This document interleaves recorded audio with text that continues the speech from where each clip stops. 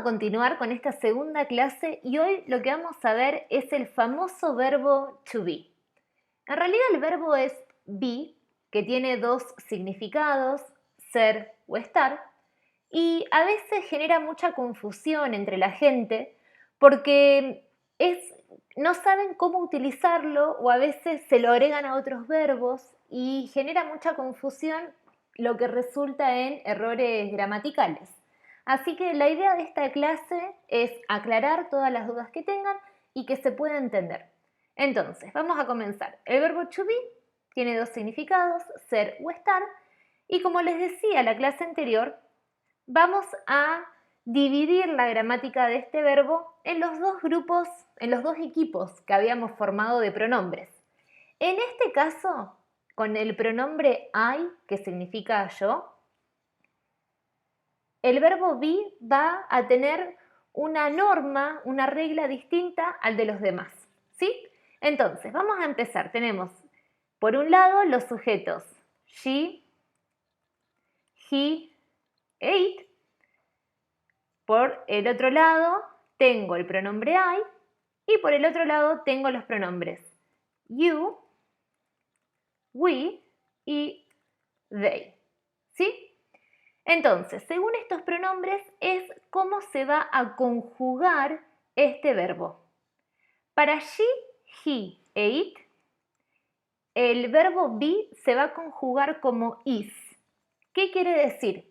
Que cuando yo quiero decir que, por ejemplo, ella está enojada, el ejemplo que voy a usar, o como voy a formar la oración, es she is angry. Ella está enojada. Ahora bien, con el pronombre I, el verbo be se conjuga como am. I am. Entonces, si yo quiero decir, por ejemplo, yo soy Sara, es I am Sara. Y para you, we, they, el verbo be se va a conjugar como are. Entonces, cuando quiera decir que ellos son alumnos, voy a decir they are students. ¿Sí?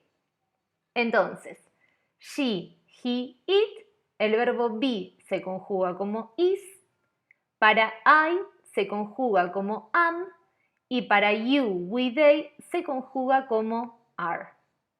Ahora, ¿qué es lo bueno del inglés y de la lengua en sí? Es que siempre va a tratar de ser lo más económica posible. Entonces, yo en vez de decir she's angry, puedo decirlo de una manera más abreviada y en vez de decir she is angry, digo she's angry. Entonces, el verbo be, que se escribe is para she, he, it, lo que hago, escribo apóstrofo y le agrego la última letra del verbo is, que sería en este caso la S. Muchos por ahí me estarán diciendo, uy, mirá, dijo mal apóstrofo, se dice apóstrofe, pero después quiero que lo googleen, que la manera correcta de llamar a este símbolo es apóstrofo. Bueno, seguimos con esto. En el caso de I am Sara, en vez de decir I am Sara, digo I'm Sara. Fíjense la pronunciación que también cambia, es I am Sara en el primer caso y en el segundo caso es I'm Sara. Y acá, en el caso de they are students, escribo they, apóstrofo y las dos últimas letras del verbo conjugado para you, we, they, que son la R y la E, y escribo students. They're students. ¿Sí? Entonces, she, he, it, is, ejemplo, she's angry.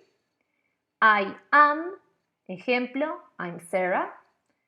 You, we, they are, ejemplo, they're students. Cuando yo me quiero presentar, voy a aprovechar y voy a utilizar este ejemplo. Puedo presentarme diciendo, my name is Sara. O puedo usar este mismo ejemplo. I'm Sara. Cualquiera de los dos casos sirve para introducirse. Entonces, cuando alguien te pregunte quién sos o cómo te llamas, puedes decir my name is y decís tu nombre o I'm y decís tu nombre.